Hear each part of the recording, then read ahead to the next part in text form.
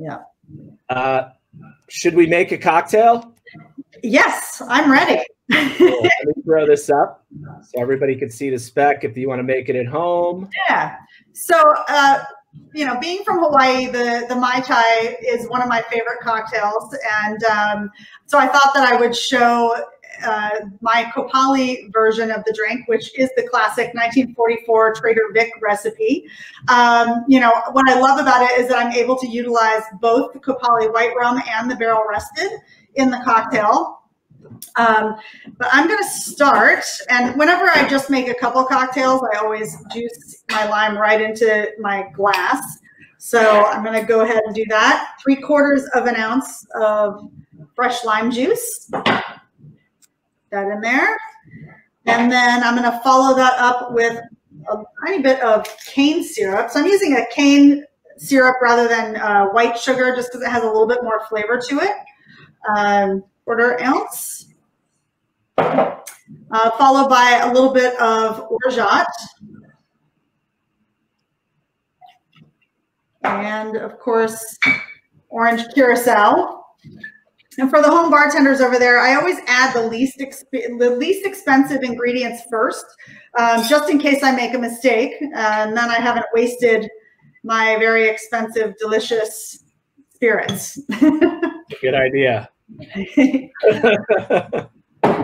Especially for the home bartenders at my skill level. So I'm going to start with 1 ounce of the Kopali white rum. And I love an agricole style rum in the Mai Tai just because the flavors are so much more apparent. I like the grassy notes that I get from it. So 1 ounce of Kopali white, and then 1 ounce of the Kopali barrel rested.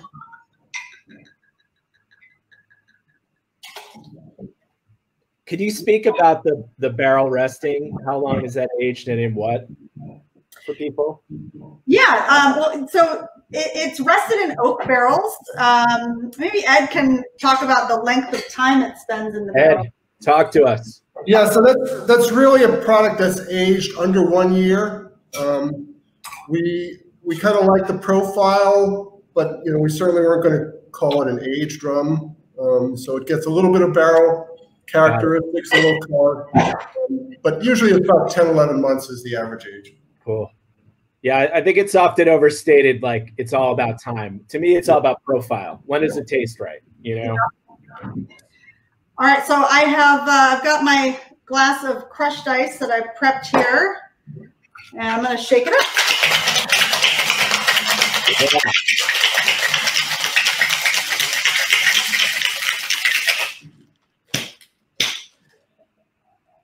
This would be a lot cooler if you were here making this and I could drink it. Yeah, I wish I could pass it right through my screen to you. Yeah, that's where we need StreamYard to up its game. A little teleporting action. Right. And of course, just a mint sprig as a garnish. And you're in business. Awesome. Mai Tai, no pineapple juice. So many Mai Tais that are so different in Hawaii, I can't even count. Yeah. Wow. Very good. Iconic Mai Tai. Let me tell you how it is. Oh, yeah. It's delicious. I did a great job. There is a question here related to cocktails, actually. Is there a signature cocktail that showcases the strength of Kopali as well? I mean, obviously you've shown us this, looks delicious. Anything else you'd really like lean towards? For me, just a classic daiquiri. You know, I think the daiquiri is the perfect drink to showcase any rum. You know, it's just rum, lime, and sugar. So the flavor of the rum can't hide anywhere. So that's definitely one of my favorites. Whenever I taste a new rum, I make a Mai Tai, I make a daiquiri, and I make a Queen's Park Swizzle. And I make a classic mojito, and I taste it in all of those drinks as well as on its own.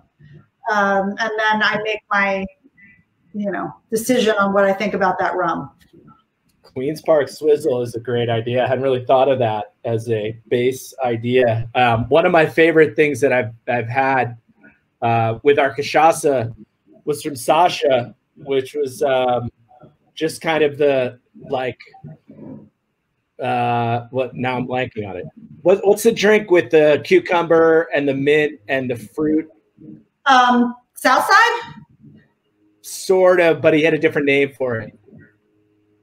Was this a Sasha special? It was a Sasha special. Anyway, it's just like fresh ingredients. What's that? Rum, cucumber, mint, and fresh lime? Yeah, with some berries on top. And yeah. What did he? I don't know. Yeah, no, I mean it sounds like a rum Southside. Yeah. With berries on top. Yeah, could be. Amazing. Very cool. One more question for you. This is probably more for Ed. Can you tell us something about the working conditions at the distillery in the fields? It's hot. It's hard work. The crews, they get regular, snack and water breaks, but it's a long day. They start basically 6 in the morning and work until about 3 or 4 in the afternoon. But they do get, we certainly pay them a better than average wage for farm workers, and we try to do right by the community. That's the best I can say about it. Fair enough. Fair enough.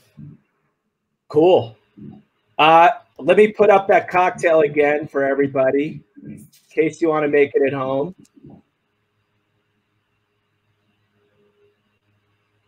Anything else that we haven't covered with you guys that you want to touch on?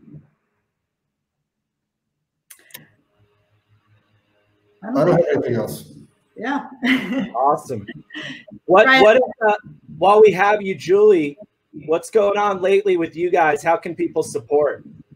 Well, yeah, we are serving cocktails in parking spaces in front of the bars. And we've open for 25% indoor service. We just launched our new fall menu that has a delicious Kopali cocktail on it as well.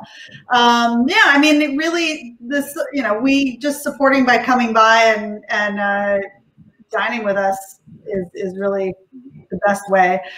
We've also just started doing some merchandise that we're selling and getting some holiday boxes together for sale, and we're doing our thing. We're making it happen, and hopefully we'll be able to stay open. Yeah, we're just trying to get to the other side. Understandable. Yeah, I think we're all thinking the same thing on that. Yeah, for sure. But I'm glad you guys are fighting the good fight. It's an honor to have you on here.